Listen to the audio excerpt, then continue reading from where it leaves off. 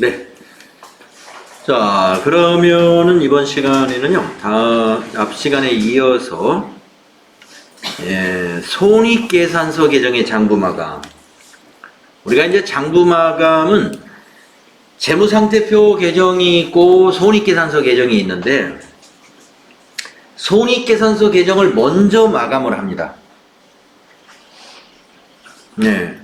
왜 그러냐면 손익계산서 계정을 먼저 마감을 하는 이유는 손익계산서 계정을 마감할 때 자본과 관련된 계정 과목이 반영이 돼요. 이게 자본 관련 계정 과목이거든요. 그렇기 때문에 나중에 재무상태표 계정은 즉 자산부채 자본이죠. 이 자산부채 자본 계정은 손익계정을 먼저 마감한 다음에 마감을 해야 맞는 것이죠. 자, 그래서 손익계산서 계정의 장부 마감은 어떤 요령으로 하는 것이냐, 그리고 그 순서대로 진행을 어떻게 해야 되느냐. 손익계산서 계정인 수익과 비용 계정은 당기의 경영 성과를 보여주는 것입니다. 어제 여러분들 사전평가 문제 1번에서 경영 성과를 보여주는 재무제표가 무엇이냐라는 문제를 제가 냈거든요. 답이 손익계산서였어요. 경영성과를 보여주는 재무제표가 바로 손익계산서입니다. 손실인가 이익인가를 보여준다는 것이죠. 그래서 이 손익계산서는 그 당기의 경영성과를 보여주고 차기의 경영활동에 영향을 미치지 않습니다.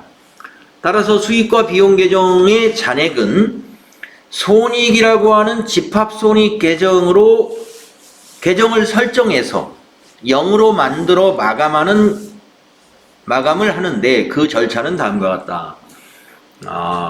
좀 말이 어렵죠. 자, 그래서 손익계산서 계정을 마감하려면요, 집합손익 계정을 만들어야 됩니다, 이 말이에요. 집합손익 계정을 만들어서 이쪽으로 수익과 비용 계정의 잔액을 전부 이쪽으로 옮길 거예요. 그러면 이제 수익과 비용이 어떻게 되느냐? 전부 제로가 돼버리죠. 제로. 다른 데로 옮겨가 버렸으니까. 그렇게 해서 0으로 만들어버리고 마감을 하는다. 이런 얘기입니다. 그 다음은 절차를 알아보겠습니다. 먼저 총계정 원장에 집합손익계정을 설정해야 됩니다. 그래서 미리 설정을 해놨어요. 여러분 그 총계정 원장에 요 밑에 쪽에다가 우리가 여기 여러분 2페이지에 있는 여기 집합손익 준비해 놨습니다.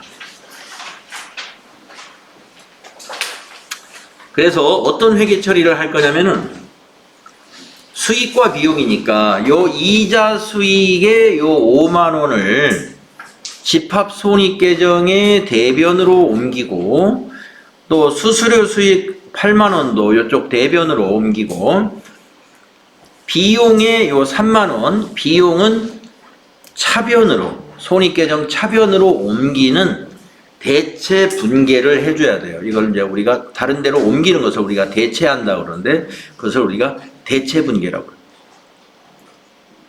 대체 분계를 해야 옮겨가요. 대체 분계를 해야.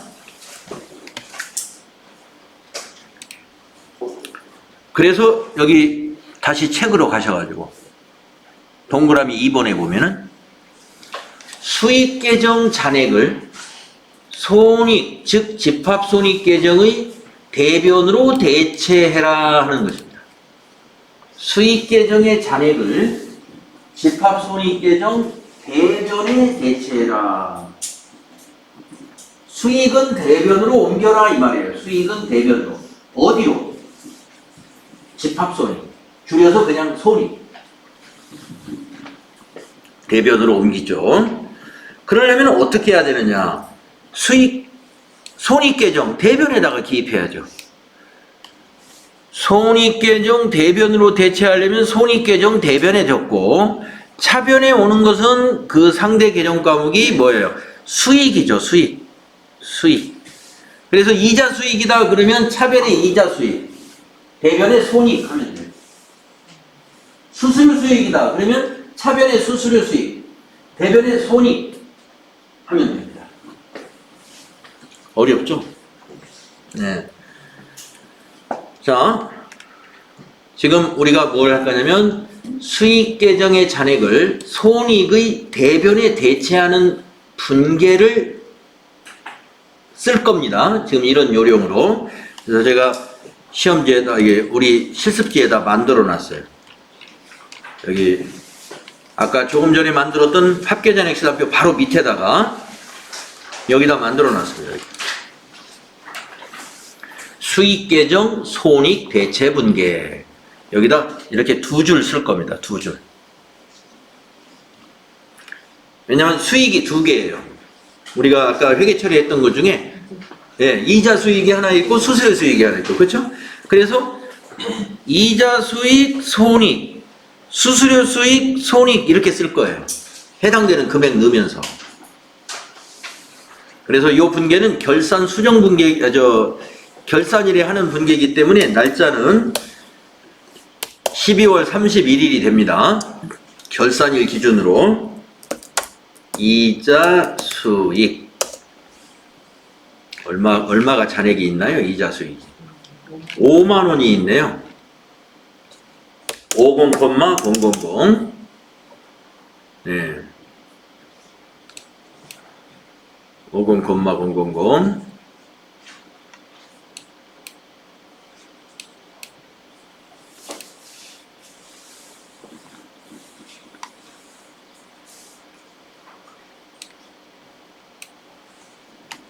대변은 손익이죠.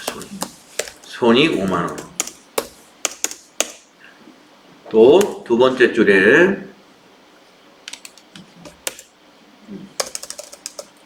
수수료 수익이 8만원 아닌가요? 네. 8만원. 또 손익 8만원. 이렇게. 수익 계정을 손익으로 대체하는 분계. 이렇게 할 겁니다.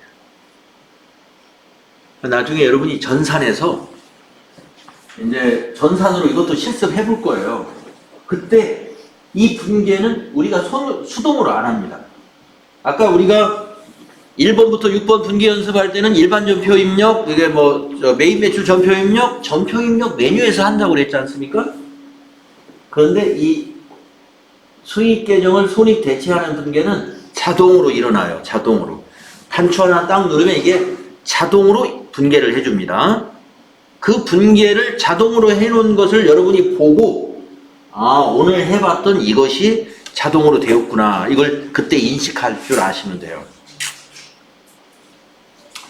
지금은 여러분의 이해를 돕기 위해서 대변의 손익을 두 줄로 썼습니다. 같은 계정이기 때문에 손익 13만원 이렇게 해도 상관없어요. 손익 13만원, 차변은 나누어져야죠. 이자 수익 5만원, 수수료 수익 8만원. 그렇게 써도 되고 그냥 이렇게 이해하기 쉽게 지금 이렇게 쓴 겁니다. 자, 그러면 우리가 분계가 끝나면 어떻게 돼요? 전기를 해야 되죠. 전기하겠습니다. 자, 먼저 요 분계부터 전기합시다. 요 분계. 자, 이 분계 전기하려면 이자 수익을 찾아가 가지고 차변에다가 12월 31일 손익이라고 적고 5만원 적어야죠. 그리고 손익 계정 찾아가 가지고 대변에다가 이자 수익 5만원. 네, 전기합시다. 자, 이자 수익을 찾아 가지고 차변에다가 12월 31일 손익 5만원이라고 전기하시고 또 손익계정 차변에 가가지고 손익계정에서는 날짜를 생략합니다. 왜냐? 이 집합손익은 다 결산 때만 오기 때문에 여기 있는 것은 날짜가 다 결산일이에요. 날짜가 다 똑같기 때문에 그냥 안 써버려요. 그래서 수수료, 이자 수익 5만원. 이렇게 전개하시면 첫 번째 줄에 입력한 분계가 전기가 된 겁니다. 다음 또 이거 해야죠. 두 번째 줄 거 요거요. 예, 요거. 수수료 수익 차변을 찾아가죠. 그래서 12월 31일 손익 8만원. 수수료 수익 차변에 찾아가지고 12월 31일 손익 8만원 이렇게 쓰시고요. 또 집합손익, 손익에 가가지고 대변에다가 예, 수수료 수익 8만원 이렇게 전기가 끝났습니다. 수익 계정을 손익으로 대체하는 분계의 전기가 끝났어요. 자, 다음은 이제 이곳으로 가겠습니다. 비용 계정 손익 대체 분계. 비용도 손익으로 가야 돼요. 비용도 손익으로. 근데 비용은 손익 계정 차변에 와야 됩니다. 그래서 지금 비용이 달랑 하나예요. 네, 여기 급여, 여기 시산표에도 보이네. 급여. 그렇기 때문에 하나만 있으니까 여기 3만원 이거 보고 그냥 해도 되겠습니다. 자, 분계를 어떻게 하느냐. 차변의 손익. 네, 3만원. 수익은 대변의 손익. 결산 때 대변의 손익. 비용은 결산 때 차변의 손익. 그리고 대변은 비용 계정 과목을 씁니다. 급여 3만원. 자, 비용이 하나밖에 없기 때문에 그냥 한 줄만 분계하시면 대체 분계가 끝납니다. 그러면 이거 전개하러 갈까요? 자, 손익 계정 차변에 가가지고요. 상대 계정 과목 급여 3만원이라고 적습니다. 자, 손익 계정 여기 만들어 놨죠? 예, 급여 3만원. 예, 이렇게 적으면 돼요. 그리고 또 급여를 찾아가요. 급여 계정 대변에다가 여기는 날짜를 써줍니다. 12월 31일 손익 3만원. 이렇게 전기를 또 하는 거죠. 분계를 하면 전기한다. 바로 이어서.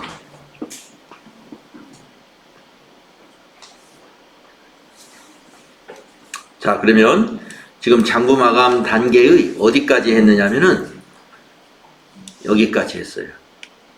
1, 2, 3까지. 수익 계정의 잔액 손익 계정으로 대체했고 비용 계정의 잔액을 손익 계정으로 대체했습니다. 이때 차변이 손익, 대변이 급여였죠? 그걸 여기서 말한 거예요. 차변이 손익, 대변이 비용 계정 과목을 써줘라. 우리가 여기 급여를 썼던 겁니다. 자, 이제 네 번째 4. 손익 계정에 잔액이 있을 텐데 그 잔액을 자본 계정에 대체해라. 자본 계정에 대체해라. 지금 우리가 손익계산서 계정을 마감하는데요. 손익계산서 계정을 마감하는데 손익계산서에서의 손익계정의 잔액은 둘 중에 하나예요. 이익이거나 손실이거나 둘 중에 하나입니다. 아까 손익계정에 대변에는 수익을 모두 모아놨고 차변에는 비용을 모아놨습니다. 그래서 수익이 더 크면 이익이 발생하고 비용이 더 크면 손실이 발생합니다. 그래서 손실이 발생하면 자본을 감소시키고 이익이 발생하면 자본을 증가시키고 손실을 발생하면 자본이 감소하고 그래서 기업을 경영해가지고요. 이익을 많이 내는 기업은 그 회사의 자기 자본이 건강해집니다. 자꾸 자본이 증가해. 자기 자본 비율이 높아진다 이 말이에요. 회사를 운영해가지고 손실을 많이 보는 기업들 점점 자기 자본이 바닥으로 내려갑니다. 그래서 자본 잠식이라는 결과까지도 갈 수가 있어요. 자기 자본이 하나도 없는 거죠. 그래서 기업의 경영 성과는 그 기업의 자본에 영향을 주게 된다. 그걸 우리가 여러분이 또 좀 기억하셔야 돼요. 어떻게 자본에 영향을 주지? 실무적으로 이렇게 결산할 때 이익이 나면 자본을 증가시키게 돼 있어요. 왜? 손익계정 잔액을 자본 계정으로 대체할 거거든요. 자, 그래서 밑에 보시면 당기순이익이 발생할 경우, 이게 이미 이익이 났을 경우예요. 당기순이익이 발생했을 경우는 이렇게 분개해라. 자, 당기순이익이 발생하면 이익이 더 많기 때문에 대변 금액이 더 큽니다. 그래서 차변에다가 그 차액 금액을 적어줘요. 차변에 손익이 오고 대변에 미처분 이익잉여금이라는 게 자본 개정 과목이에요. 법인의 자본 개정 과목 중에 미처분 이익잉여금이라는 게 있습니다. 여기 미처분자를 빼면 이익잉여금만 남게 되는데요. 보통 그냥 이익잉여금. 네, 보통 이익잉여금이라고 그래요. 그러나 지금 미처분 이익잉여금이라고 하는 이유는 우리가 지금 이익잉여금의 현재 어떻게 저게 사용될지 기업에서 아직 확정 지어지지 않은 이익잉여금이기 때문에 미처분 이익잉여금. 이것을 또 내년으로 2월 시키면 이름이 또 바뀌어요. 2월 이익잉여금. 그래서 이익잉여금은 개정 과목이 미처분 이익잉여금이 있었다가 나중에 결산이 끝나고 차기로 장부가 2월이 되면 2월 이익잉여금으로 또 바뀌고 그 2월 된 이익잉여금을 가지고 주주에게 배당도 하고 결손금이 과거에 있었으면 결손금을 상계도 시키고 이런 데 사용을 하는 겁니다. 여러 가지 목적하는 사업에 적립도 해나가죠. 만약에 당기 순손실이 발생했다면 이 미처분 이익잉여금 대신에 미처리 결손금, 이것도 자본 개정 과목입니다. 자본이 차변에 오면 자본 감소. 자본의 경우는 자본 개정 과목은 감소할 때는 차변에 기록하고 증가할 때 대변에 기록합니다. 자본 감소, 자본 증가. 그렇기 때문에 미처리 결손금이라는 개정 과목은 자본을 감소시키는 거예요. 그래서 차변에 기록합니다. 대변에는 똑같이 손익. 자, 우리는요, 이익이 났습니다. 그래서 우리는 이 분개를 해야 돼요. 이익이 났으니까 왜 이익이 났느냐 한번 가서 볼까요? 여기 집합 손익 해보면은 지금 대변의 수익이 13만 원이고 차변의 비용이 3만 원이에요. 수익이 10만 원이 더 큽니다. 자, 그래서 여기 또 준비해 놨습니다. 여러분 3페이지에 이거 준비해 놨죠? 손익계정에서 미처분 이익잉여금 계정으로 대체 분개를 여기다 써야 기록하자 이거. 자, 그러면 차변에 손익 10만 원, 대변에 미처분 이익잉여금 10만 이렇게 분개하시면 돼요. 미처분 이익잉여금. 이게 개정 과목이 이렇게 굉장히 긴 것도 있어요. 자, 그러면 분개가 있으면 뭐가 한다? 전기가 있어야 된다. 전기를 하러 가겠습니다.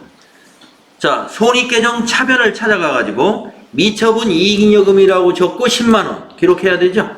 자, 손익계정 차변을 찾아갑니다. 여기다가 미처분 이익잉여금이라고 적고 10만원.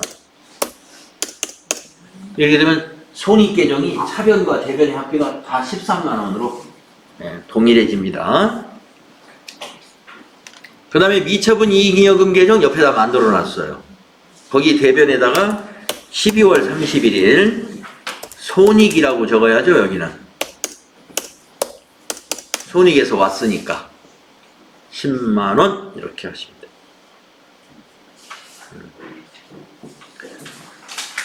네. 자, 그러면 지금 어디까지 되었느냐면 여기까지, 예, 동그라미 4번까지 했어요. 그러면 이제 손익계산서 개정 마무리 5번 수익과 비용 계정의 총계정 원장을 마감해라. 그러면 어떻게 마감하느냐? 차변과 대변의 합계를 기록하고 두 줄을 그으면 마감이 돼요. 차변과 대변의 합계를 기록한 다음에 두 줄을 그어라. 자, 그러면 우리 수익과 비용 계정 과목 3개가 있었어요. 미리 두 줄 다 그어놨어요. 이렇게. 자, 이자 수익 두 줄 그어놨죠? 거기 밑에 합계 금액을 확인해서 적습니다. 네. 이렇게 하면 이자 수익 계정 마감한 거예요. 네. 또 수수료 수익도 두 줄 긋고 합계 쓰면 돼요. 밑에 두 줄 다 그어놨어요.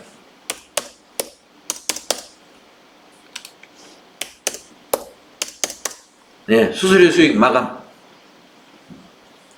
또 급여도 똑같습니다.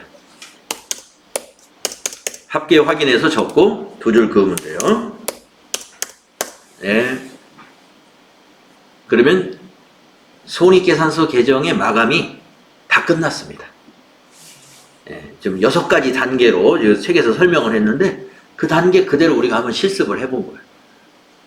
이러한 프로세서로 전산회계 프로그램이 돌아가고 있다, 이런 얘기. 이러한 프로세서.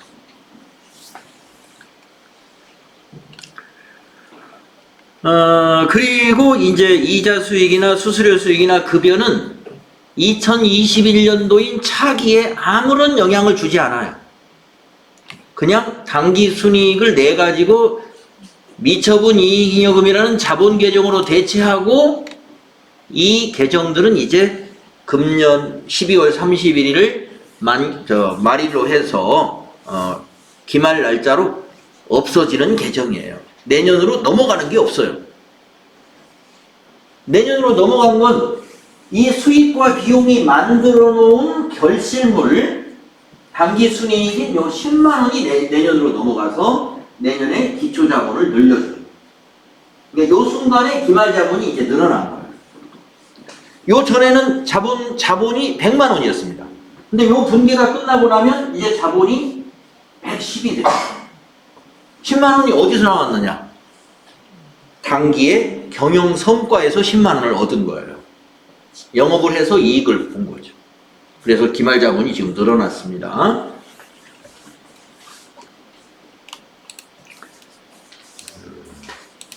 다음에 이제 책으로 가보겠습니다. 자, 손익계산서 개정의 마감은 꽤 복잡한 절차입니다. 그런데 재무상태표 개정은 어떻게 마감하느냐? 아주 간단합니다. 자, 재무상태표 개정의 장부 마감을 한번 읽어볼게요.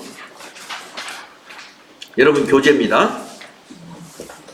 네, 여러분 교재 39페이지 상단이요. 재무상태표 개정인 자산부채 자본 개정은 당기의 재무상태가 보고된 이후에도 잔액이 0으로 되지 않고 계속해서 2월되어 차기의 재무상태에 영향을 미치게 된다. 자산부채 자본은 차기로 2월을 해가지고 가지고 가야 돼요. 따라서 자산부채 자본 개정은 다음과 같은 절차로 마감한다. 1.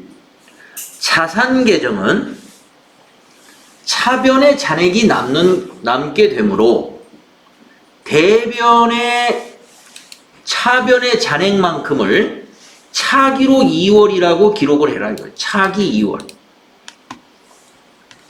그래가지고 차변 금액과 대변 금액을 일치시킨 다음에 두 줄 긋고 다음 줄에다가 반대쪽에 그 반대가 뭐예요? 차변이 되죠? 아까 대변에다가 차기 2월이라고 적었으니까 전기 2월은 차변에다 적어야 돼요. 차기 2월과 전기 2월은 서로 반대쪽에 위치합니다. 그래서 자산 대변의 차기 2월, 차변의 전기 2월 방식으로 장부 마감하고 2번 부채와 자본은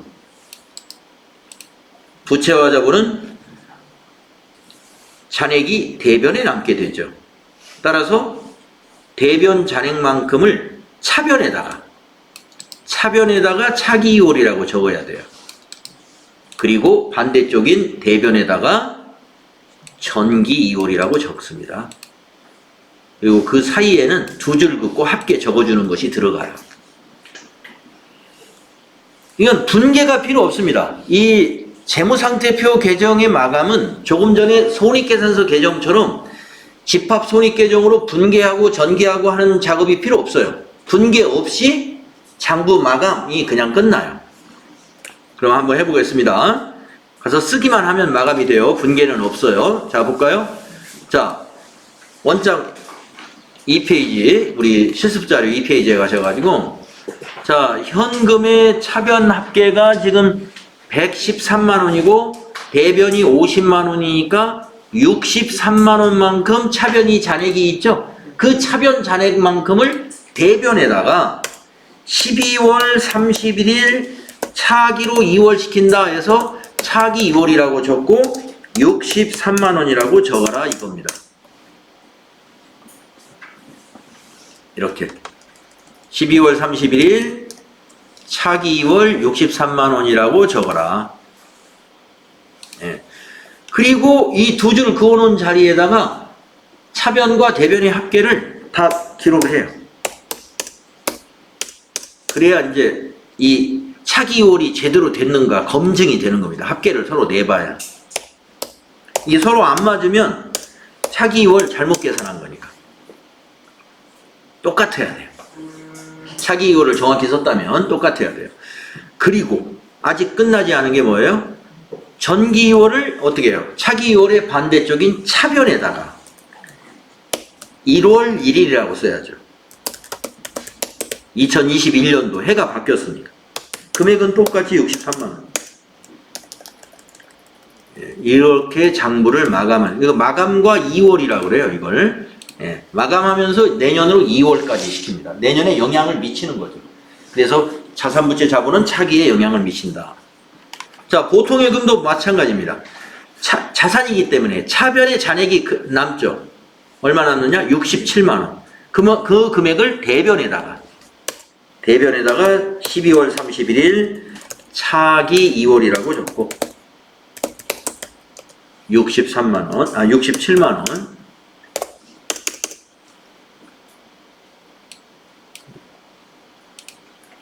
합계 기록하고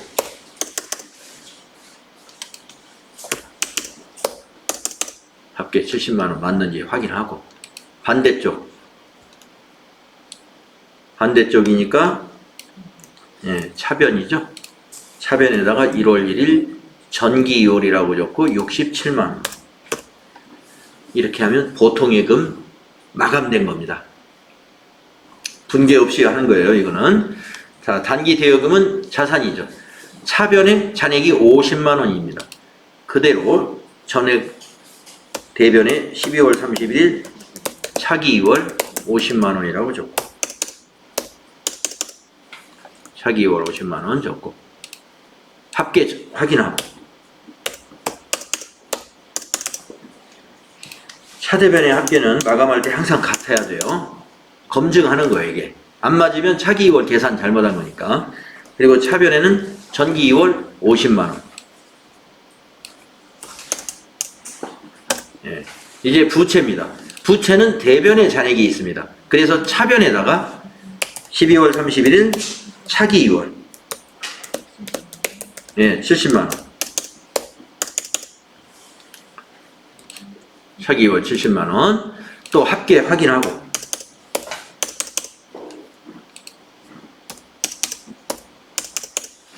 그리고 차기 2월의 반대 대변에다가 1월 1일 전기 2월 70만원 이렇게 하는 겁니다. 또 자본도 자본에 자본금 하나 있죠. 대변에 잔액이 있습니다. 차변에 12월 31일 차기 2월 100만원.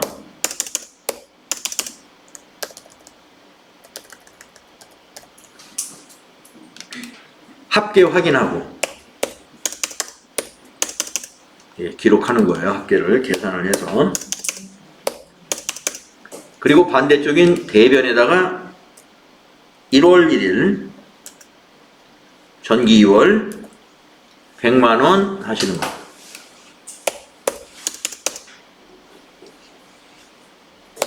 그 다음에 하나 더 마감할 게 있습니다. 저 맨 끝에 있는 미처분 이익잉여금. 이것도 자본이죠. 대변에 있는 10만원을 차변에 12월 31일 차기 2월 10만원 합계 확인하시고,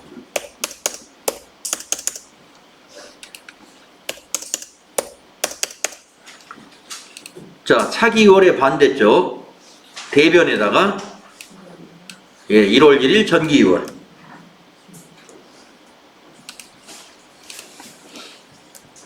1월 1일 전기 2월 10만원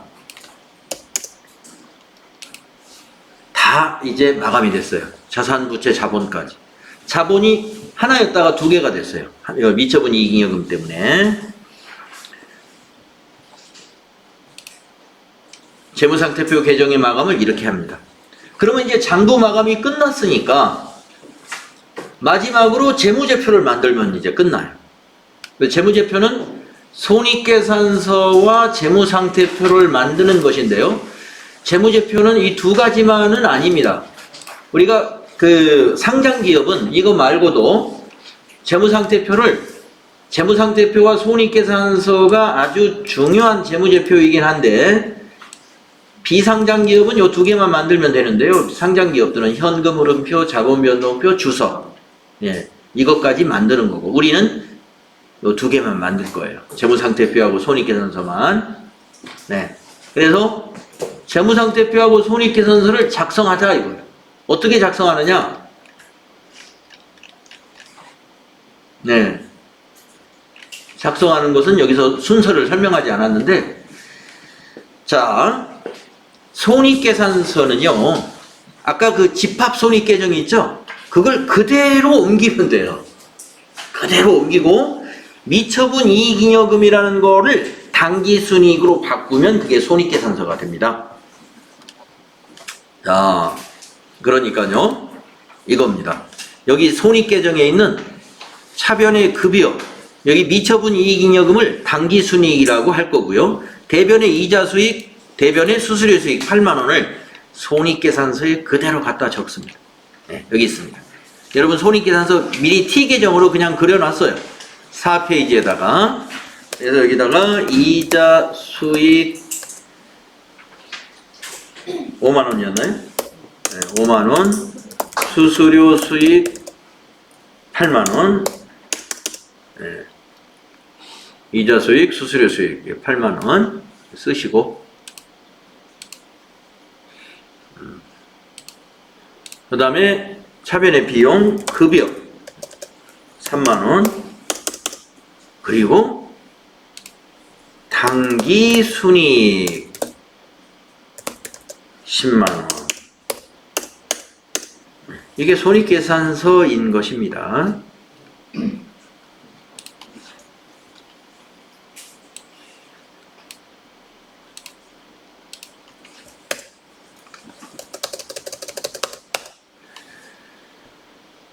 네, 손익계산서의 비용과 당기순이익을 합쳤을 때 13만원이 되겠고요.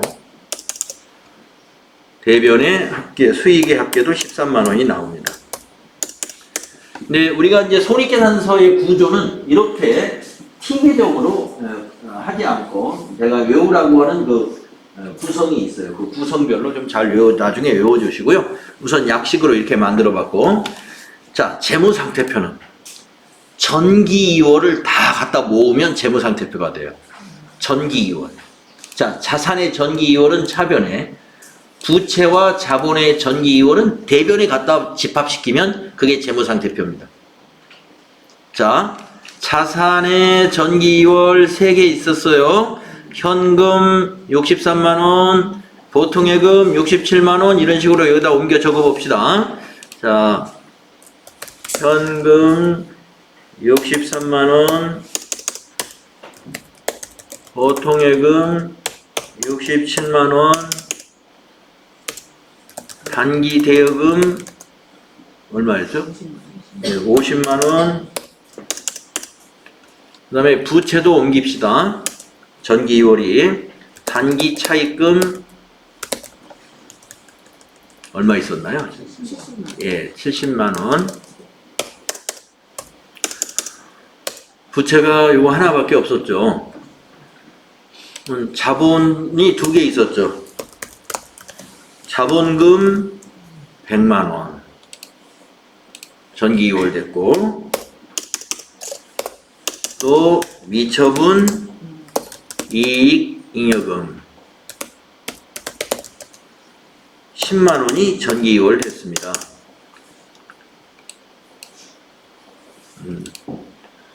그래서 이걸 한번 자산 총계를 내봅니다.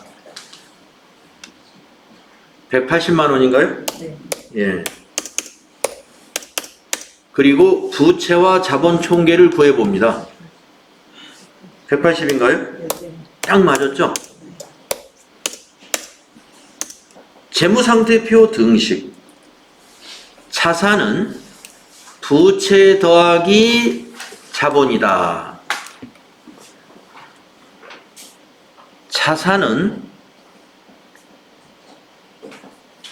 부채 더하기 자본이다. 재무상태표 등식입니다. 항상 이게 성립이 됩니다. 그래서 재무상태표 만들었을 때 자산의 총계는 부채와 자본 총계하고 항상 같아야 돼요. 틀릴 수가 없어요. 여기저기 다 대차 평균의 원리가 다 적용되는 겁니다. 복식부기이기 때문에. 분계와 전기가 잘 됐다면 이 원리가 다 적용된다.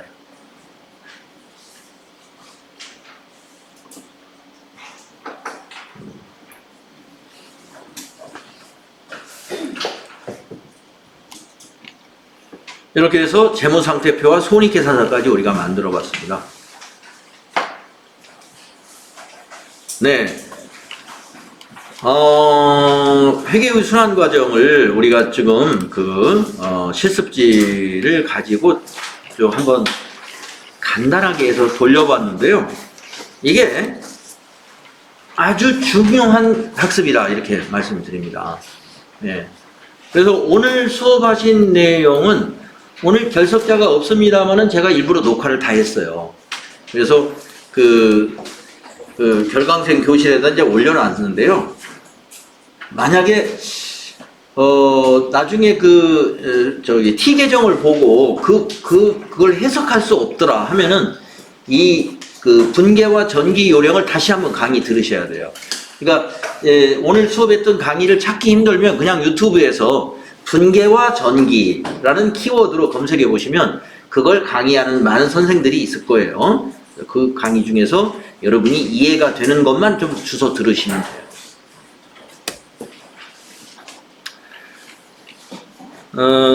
여기 마무리를 좀 덜 했는데요. 다음 시간에 이 재무제표의 종류에서부터 지금까지 우리가 했던 이 원리, 시산표와 손익계산서, 재무상태표 간의 서로의 관계, 어떤 관계가 있는지 요거 마무리하고 제 3절로 넘어가도록 하겠습니다.